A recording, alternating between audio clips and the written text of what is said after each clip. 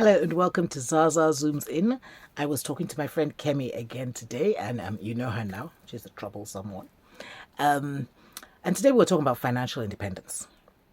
It's one of those things that I don't know. Sometimes people don't talk about, and sometimes I don't even know how to say this without it sounding wrong. But sometimes we, as women, I think we're getting better. But I think there is like a kind of history of it not being something that we even consider, address, whatever. So I thought I'd speak about it. This is what Kemi and I had to say. Hello and welcome to Zasaa Zooms In. Guess who's here? I can't get rid of her now. It's Kemi. And today we're going to talk about financial independence. So, I'm almost like thinking you're the absolute wrong person to have this conversation with about this. The more I think about it, there are many right reasons why you're the right person, but I think there are also many wrong reasons. But anyway, let's go through the right and the wrong. Let's start with the wrong reasons why you think it shouldn't be me. Because I don't think that you have a balanced view. And when I say that, I think that you've always known the need to be financially independent as a woman, and so I might shock you actually. Okay, it might shock me. All right. Okay. So that would be why I would say it's the wrong reason, because you're bound to say yes. Yeah. And that's not because I disagree with it. It's just that I don't know if you, like, maybe some of my viewers might have other, so I'm not sure if you can. So that's why I say the wrong, but right reasons, because absolutely you know exactly what this means and why it's important. So that's why you're the right person. So financial independence. Should we be financially independent as women? Oh God, yes. Why? We have husbands. Why should we be financial? Look, look, okay. No, yeah. I know, and she can't be thinking like this, because you saw my hand move very close to say, excuse me. I think when you say financial independence, and then you say, oh, should we be financially independent? We have husbands. I feel sorry for the poor man. He didn't come to be the provider, or maybe he did. But if we're going by this, let's go biblically, right? Let's even just go biblically. It says that the man is the provider. So what am I, the house girl? We're not talking about what you are. We're talking about what he is. She might edit that out. I want that the man is the provider. So I don't know. So I think, and I do think that's why I think it's important to talk about it, because I do think that a lot of women, and especially in Christianity, my mouth is still open. Yeah, her mouth is wide open, and especially in Christianity, a lot of women probably give up their financial independence or don't pay enough attention to it because they're in a relationship where it's in a marriage where they're encouraged, and I do believe this too. I do believe this, that in a marriage to become one, and so even financially to become one. This is going to be a problem with Kemi, but anyway, that I do believe that to become one. So I do, but I don't think that takes away from this, because it's almost like a mindset more so than. I think it depends. It depends on so many things. But my fear, I think I was brought up with that fear that if you give it all up to the wrong person, your butt is cooked. You're in big trouble. Absolutely. So yes. it's knowing. I think that security of knowing that if I need to pack the children in the middle of the night and leg it, I can. Not that I'm going to. Well, how do you then know who the wrong person is? So you don't. You honestly don't. Take a risk. You take a risk. Life is a risk. Every single thing we do is a risk. But I just think that if you know, it's hard. It's hard. I would rather have the cushion of knowing I can. I don't have to. Well, I do. I hope not. I hope I don't have to escape in the middle of the night. Again, I'm not making light of it. I don't have to. But if I did, I knew I can. That's all. That's the independence I mean. But you see, with saying the man is the provider, I have a son. I think it'd be very unfair if his wife took it to the letter of the husband is the provider, so I don't have to add anything. And I'm sure my husband is watching and thinking, what's you adding? You have your own and you're hiding it. But for the rainy day.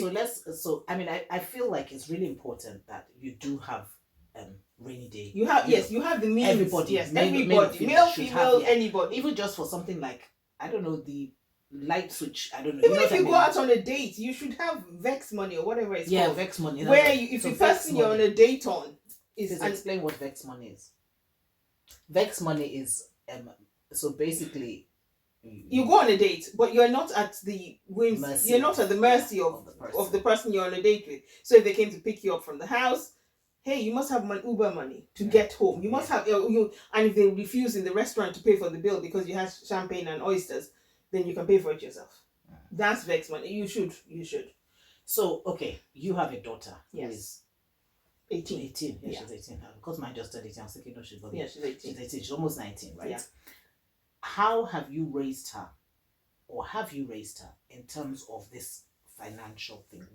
How have you, what expectations do you have of her? Does she know? What does she know? What did you teach her?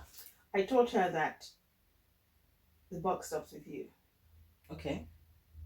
You are basically, if you want something, be prepared to pay for it. Be prepared to be able to afford it. And this is you talking to her just as an individual, not as a person within marriage. Would it be As different? It wouldn't be different at all. Okay. In any area of your life, you should be responsible for yourself. Okay.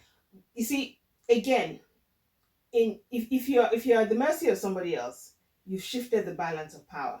Yes. And they then have that power over you. So it's a case of, if you're a housewife who isn't working and whose husband is paying every single thing. My mother, oh my gosh, God rest her soul, used to say this, that you should never be a wife who in Yoruba says Okofumilo Mofera pant, which means my husband give me some money for my underwear. There's some things you should be able to buy yourself. And again, I'm not belittling those who can't because of the situation they find themselves in. But I would rather you, if I was telling anybody now at the outset of life, I would say, please, please, please be responsible. But I also think there's that's such a key thing, because there's a lot of financial abuse that goes on within marriages that people don't even know, or recognize, or realize. You know what I mean? I was reading a post once on one of these social media platforms, and this lady's husband was away, and she needed money. Their child was in hospital, and she needed money for the drugs. There was no cash. I thought, how do you not have cash? It was $60. She didn't have $60 or access to $60. She had to go and break open something to get the money out. And he was furious. And I thought, your child would have died. But honestly, it should never come to that you not having the cash means your child could literally die. Yeah. And the financial abuse, basically, if a man, sorry men, it's usually men, so sorry. If a man thinks, I need to subjugate you, what they're going to look and think, okay, what area are you vulnerable in? It's not all men do that. But if a man who wants to have an imbalanced relationship or is an abuser, they would look for your weak point. So if your weak point is, I'm the submissive wife, I do as I'm told, they will abuse you. If you're submissive, sorry, say, okay, I can give you a slap and you'll do as you're told. Or money, you don't have the money. Whatever it is that is going to be used to abuse you is what they're going to get. So I'm saying, basically, be independent in every form. Be independent in, I'll never forget this, where a certain member of our family, not close member of the family, was being abused by her husband, and she was advised, please, the next time he slaps you, please just try and slap him back. And he gave him a nice walloping, and it never happened again. I think sometimes taking that power back is so important. So no man will abuse you based on finances if they know that you're financially independent. It's really that simple. Okay, so how do you think that then ties in so as Christians, we're Christian wives, right? How does that tie in when you say financial independence? Because I 100% agree with you. I'm not even disagreeing with you, so you can rest assured. 100% agree with you. But how does that tie into being a submissive wife? Let's say, for example, I'm not a submissive wife. Sorry, there's no point in affect. Yes. But again, it depends. Well, I don't know that it does, because I feel okay. It depends on your definition. You see, submission is something I don't know how to do. But You're again, such a liar. What do you mean? You're such a liar. Tell because me. You are submissive How? It's just that you don't like to think you're submissive. Okay, and give you're me an not example. you are submissive. You are in some things. But anyway, continue. No. You can't get away with that. No, Tell you me. are submissive. No, there's something because you generally and so for me, okay, if I was If to describe submissive is submissive, considering the definition of submissive, yes, I don't like I don't like the word words. submissive. You don't like the If word. I'm considering the emotions of others while I'm making a decision, then I'm submissive to my children too. Yeah, but you should be. I think we should be submissive. I mean, the Bible says be submissive one to another. Yes, exactly. It's not that So I consider the emotions of people before. Sometimes I will consider it and then ignore it, but I will still consider it. I will still consider the emotions and think, okay, is this fair? Is this a fair decision I'm about to make? But you see, because the definition of submission that we create in Nigerian faith is like your husband says jump, and you think how high? And I think not on a month of Sundays. If there's a reason to jump, if we're about to jump to say save yourself, jump out of the boat. But the control is one thing that we've tied submission to. But I think the whole thing about real submission is that it's not about control. It's about consideration. Exactly. So I will consider. So if I think, okay, I need to travel, okay, how is it going to affect everybody in the house? Are we going to have this? Do we have this? Should we go this? Or if I know it's even still going to affect them, then I'm going to put things in place to make sure that effect is going to have on them is minimized. But so yes, I could be claimed to be submissive to that, but then again, I said then I'm submissive to most. I'm submissive to my team at work because when I'm making decisions, but that's I'm submissive to my yes. Isn't that humanity? I mean, I just feel like as a human being, we need to be submissive to each other. Now, obviously, because people always pull out the marriage relationship and now make it such a big thing. They pull out the marriage relationship and say the husband is the head of the home, and I'm thinking, in most but in that case, they're talking about spiritual head a lot of the time. Again, it's playing to each other's strengths, you see. I honestly think that if you, as the wife, are the one who is praying 600 times a day, take the head in that area. I don't particularly, again, why would I want to take, if you tell me, okay, seeing as you want to be the woman who does it all, make sure you're the one who is able to fix things when they're broken. Going to then be the submissive one. I'm not going to be the head in that area because I don't know how to. Yeah, well, like you said, it's playing to your strengths. I think I don't even want to get into this with Kemi, but I think from a biblical point of view, when it says that the man is the head of the home, my understanding is that he's the spiritual head, and that means the buck ends with him from God's point of view. Sure. Do you understand what I'm saying? Wait. So, yes. Okay, go on. But again, in some cases, do we then wait if the man isn't going to step No, I'm not even saying that because, God is all about. Well, again, from the spiritual side, again, I guess it's to each their own. It's how it works in your home. Yes. But again, if I'm just saying, don't put your life in the hands of somebody. And again, you could have the wrong husband or the wrong wife. Have we considered that? Yeah, but you see, this girl.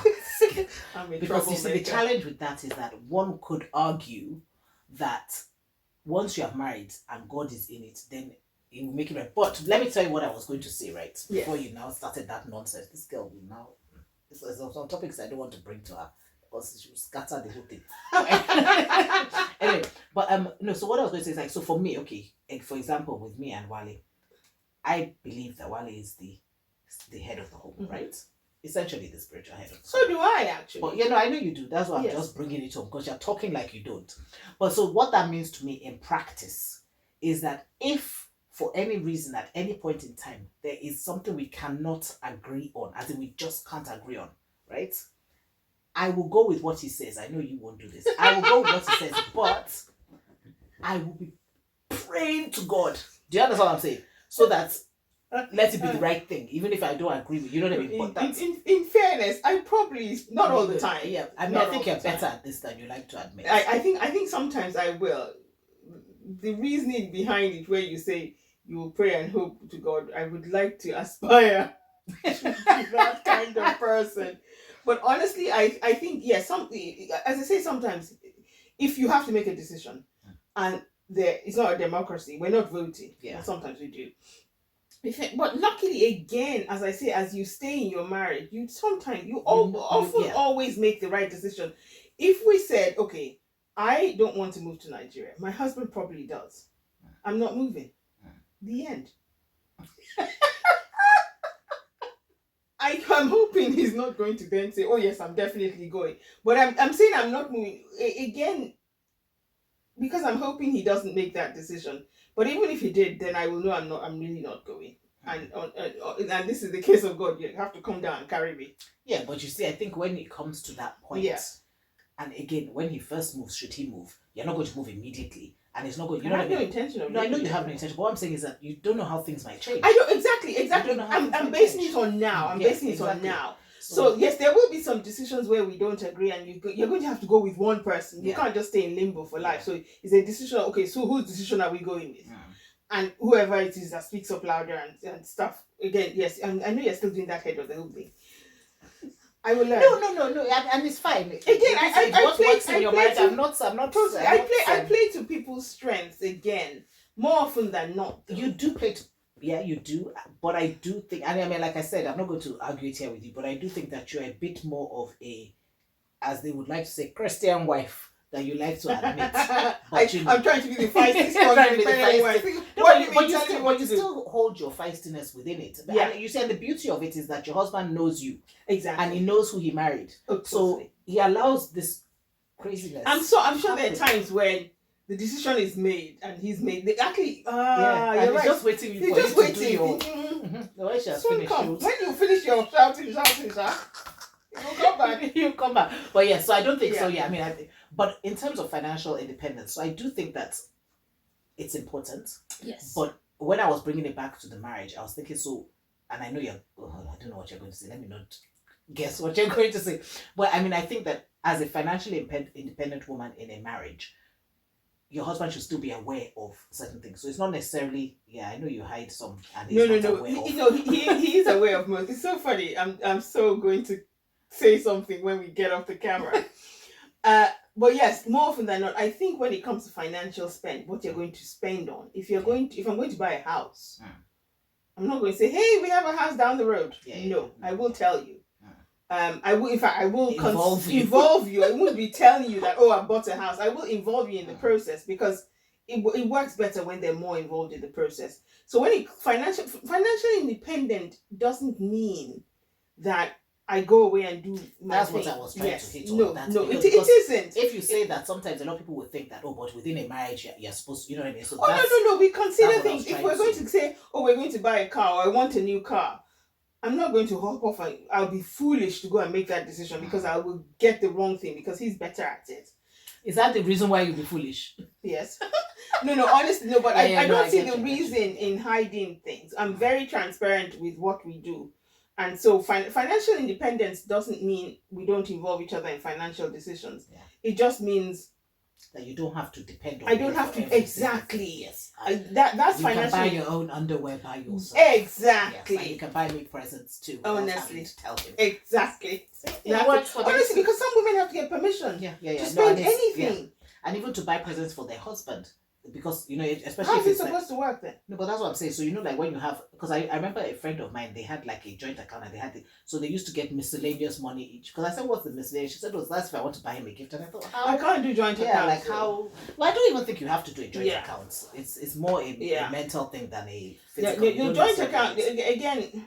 I don't know. I just never did. I mean, what they did was they would transfer. So I think they both had some that they kept, but they transferred a certain amount. Actually, we used to do that before for the house account. You just transfer all the bills. Exactly. Yes, we used to do that before. Yeah. I mean, I guess it's what works for you, but I think what we're saying is that it's important as a woman, as anybody, but more so as a woman, yes, to have your own access to your own money. And it's funny because a friend of mine, her husband had a stroke, and most of the bills came out of his account, and she couldn't access. She could get money with a cash point, but she couldn't do anything. She had to get. So she was even telling us, "Oh gosh, I can't. She'll kill me for forgetting what it was. Like you have to power of attorney. Is it power of attorney? I don't know. Something. Something. But basically, because he hadn't get, and obviously he was in a coma or whatever, so he couldn't do that. She had to pay to So she was warning us wise that you need to make sure you have this because if something like this happens, that's what I don't have. You know what I mean. You just don't have access. My husband probably think if I give access to my money, she just chop it too. No, but it's for in those situations. Yes, in those situations. So she didn't have it. So it's things like that. You just don't know when you are going to need money, and you can't be dependent on somebody else all the time. So you need to have something that is your own, and this is not just to go on fancy holidays, but it's also for for your safety, for your like it's to have. just to have. Is that peace of mind you have? Honestly, I keep getting told all the time when you get a bonus at work or you get this, and my coach will say you have to spend some money on yourself. What have you done with it? It's in savings. I do save a lot more than I should probably. Because that rainy day the thought of a rainy day scares the pants off me. But you know what? It's also, I always say that people are a sum total of their upbringing, their background, their experiences, and everything. And that's why you have this rainy day thing, because of what you know. Yeah, exactly. So I think that's why it's much more for you than maybe the average. The same way I shop for food. Yeah. People make fun of me and say if there's a famine, if there's a famine there, it's like, in fact, as I leave, I'm going to carry it back. So we do. I hoard things. So yes, but it's also because of where you're coming from. Yes. So you may need deliverance, sweetheart. I probably do. In fact, God thinks, come to me, child. We have work to do. But that's a different thing. So okay. So I hope if you are a woman, if you're anybody, but if you're a woman in particular and you are not financially independent, start to put some money aside for yourself. Just have your own little. Yeah. Basically, just take every opportunity that could be used to abuse your way. Yes, exactly. Every opportunity that can be used to abuse you, take it away. And financial abuse is one that we overlook. We really overlook. Because of course, with domestic violence, you think we see the evidence of it. Yes. And you see this. I was laughing this morning, thinking to myself, we have again a Yoruba proverb where we say my mother used to say that the man who is going to beat you hasn't been born yet. And my auntie Maureen used to say, yes, and his mother's dead. That means the man who's going to beat you does not exist, doesn't exist at all. And we joke about that because you can see that. And I remember saying, if it ever happened to my child, I would tell, I'm going to carry the child. And then I'll tell the man that, come, the consequences are very severe for you if you do this to my child. I didn't buy this child in the market. So I think when it comes to abuse, honestly, we do. You're right. We do overlook financial abuse because you don't see the evidence of it. It's like and it's not that obvious. Emotional abuse, exactly. All these because domestic violence, physical violence is actually one of the easiest ones to honestly almost solve. Yes. Because you can see it. You can see the evidence of it. It's like, excuse me. But yes, the other ones are more almost subliminal. They're just there under the radar. And they're also the things that you make. You actually don't realize you're being abused because you think, oh, he loves me, he looks after everything, exactly what and I don't have to think of everything because you hear some stories of some wives that say, okay, I pay the money into my husband's account. I think, and he gives you an allowance. It's that control thing. I think so. He gives you do the work, you get paid, you put it in his account, and he gives you an allowance on your own money. Does he give himself an allowance? Probably the rest is his. He decides how it's spent. Yeah. I think so. Basically, they're telling you that you're not worthy of looking after yourself, of looking after your own money. And you believe that. That's the worry. That's the worrisome bit. I'm not saying that we should not be putting things together. I'm just saying don't give any abuser the weapon. Well, you say that because you come from a place of, I don't know what the word is, but you can say that. Because what I found, I work with people, domestic, that have been abused. And by the time you are at that, it's already far gone. They've already psychologically, mentally, financially, they've broken you. So by the time they're hitting you, you're finished now. You already think you're everything that they've told you that you are. You've lost you've lost your entire being. Yes. And that's one of the things we say, don't lose yourself. Yes. You've lost your entire being. Your entire soul is gone. And this person is in control. Yes. And so it's much harder because I remember the first time I found out about a family friend of mine that was being abused. And the office says, leave now. Yes. Why you staying? But when I realized there was no way she could leave. No way, because he had done everything to make sure that she couldn't leave. Even if, there's I don't know what it is. Is it, there's this thing where they say is it an elephant that they put in a small place, and then when they remove the lid, it refuses to move. Yes, it's almost like that they've done everything that even though theoretically she probably could walk out. She can't. And I think it's anyway. Maybe we'll do abuse another day because that's a huge. Yes, but I think there's a petty nasty Agbero side of me that thinks, okay, let's face the man there.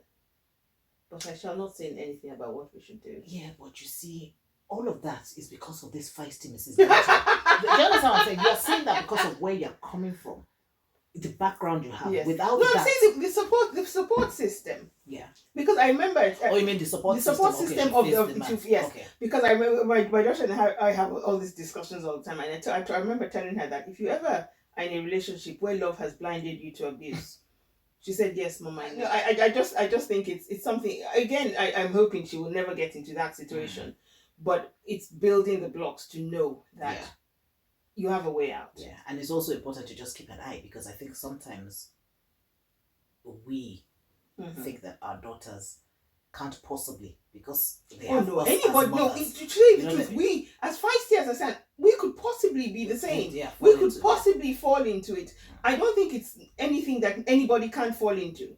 Anybody can fall into it. What I just hope is that the people around you support you well enough and don't think, oh well, she chose to stay, I'll just come and carry you in the middle of the night.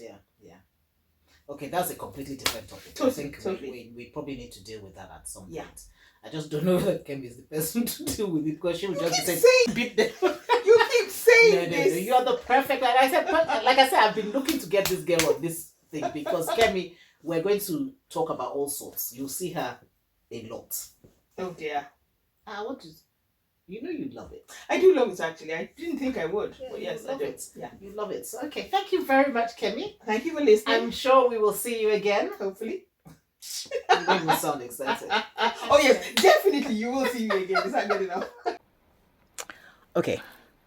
So, what we think is that regardless of whatever, you, as a woman, should have some amount of financial independence. And that is not so that you can lord it over your husband if you're married, or so that you can be it's just so that you have something of your own, because you just don't know. And if I don't know if you heard me challenge Kemi at the end and say, okay, so you're married to become one, how do you then deal with the fact that you have like financial independence, because shouldn't everything be merged, type of thing? And I think the way that I settled that is that as long as there's transparency and your husband is completely aware of what you have, then I don't see why that would be a problem. I think it becomes a problem when you start to hide or lie about what you have. But I do think that it is important, because I gave the example of a friend of mine whose husband was in a coma, and she couldn't access any of their money because it was all in his account, and she only had the cash point. She didn't have the power of attorney. So, you know, I do think it's something that we need to consider, and something that we haven't as women traditionally considered necessarily. I don't think it's one of those things, because you kind of just assume that everything will be okay, and we pray that it will be. But, you know, my friend didn't expect her husband to, you know, just keel over and be in hospital for ages. So she never thought that she would need to have access to the money in the way that she did. So it's just, you know, there needs to be some sort of, I don't know, that's what we think. So let us know what you think. Do you think it's okay for a woman to be financially independent? Do you think that financial independence is a bad thing for a woman? I mean, we actually did say in the video that we felt like across board, male and female, you know, this is not just we were talking specifically about it for women because we're women, and you know, it often tends to be the women that don't find themselves in that situation where they are financially dependent. But that's not to say that it isn't the same for men. And yeah, we touched a bit on abuse, and I think that's a topic that we will do another day as a topic in itself, because I think abuse is, oh my gosh, it's a huge thing. And financial abuse is one of the things that I don't know how many people even pay attention to it. So yeah, anyway, let us know what your thoughts are, and we'll see you next time. God bless you.